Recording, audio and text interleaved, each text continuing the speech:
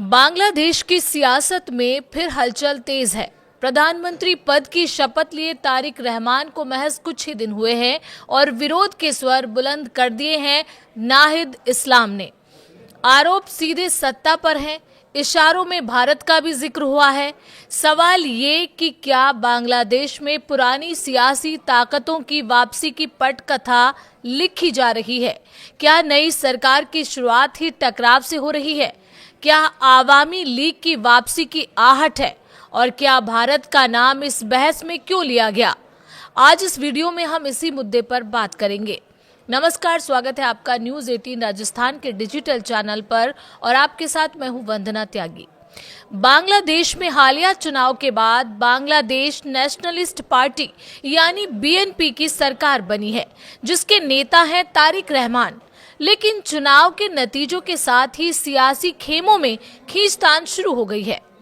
नाहिद इस्लाम, जो national citizen party के संयोजक हैं और पूर्व अंतरिम प्रमुख मोहम्मद यूनुस के करीबी माने जाते हैं, उन्होंने आवामी लीग के दफ्तर फिर से खुलने पर कड़ा एतराज जताया है। उनका दावा है कि बिना सरकार की हरी झंडी ऐसा संभव नहीं है। इधर आवामी लीग, जिसकी अगुवाई पूर्व प्रधानमंत्री शेख हसीना करती रही हैं, उनके कई जिलों में दफ्तर खुलने की खबर सामने आई है। सियासी बयानबाजी के बीच भारत का नाम भी चर्चा में है। वहीं नए खेल मंत्री ने भारत और बीसीसीआई से रिश्ते सुधारने के संकेत दिए हैं। तो क्या बांग्लादेश में नई सरकार के सामने सबसे बड़ी चुनौती राजनीतिक स्थिरता की है? ध्यान देने वाली बात यह है कि आवामी लीग, जिसका नेतृत्व लंबे समय तक शेख हसीना करती रही हैं, जुलाई 2024 के आंदोलन के बाद सत्ता से बाहर हो गई थी। अंतरिम सरकार ने उसकी राजनीतिक गतिविधियों पर पाबंदी लगाई, लेकिन अब रिपोर्ट कहती है कि कम से कम 10 जिलों में 12 जगहों पर पार्टी कार्यालय दोबारा खुले हैं। खुलना, नोआखाली और बुरगुना जैसे इलाकों में कार्यकर्ताओं ने ताले तोड़े हैं, राष्ट्रीय ध्वज फहराया है, बगबंधु शेख मुजीबुर रहमान और शेख हसीना की तस्वीरों पर पुष्पांजलि अर्पित की है और जय बांग्ला के नारे लगाए हैं। वीडियो सोशल मीडिया पर वायरल हुए और यहीं से विवाद ने राजनीतिक रंग पकड़ लिया। नाहिद इस्लाम ने चेतावनी दी है, अगर प्रशासन ने कार्रवाई नहीं की तो राजनीतिक प्रतिरोध होगा। अब बात यह कि भारत का जिक्र क्यों हुआ? इस पूरी बहस में भारत का नाम भी सामने आया है। नाहिद इस्लाम का आरोप है कि चुनाव में भारत, आवामी लीग और बीएनपी के बीच किसी तरह की समझ थी। हालांकि इस दावे का कोई आधिकारिक प्रमाण सामने नहीं आया है। इधर दूसरी तरफ नए खेल मंत्री अमीनुल हक ने संकेत दिए हैं कि भारत के साथ संबंध सुधारना प्राथमिकता होगी। उन्होंने संसद भवन में भारत के उप उच्चायुक्त से मुलाकात की और T20 वर्ल्ड कप को लेकर सकारात्मक बातचीत की बात कही।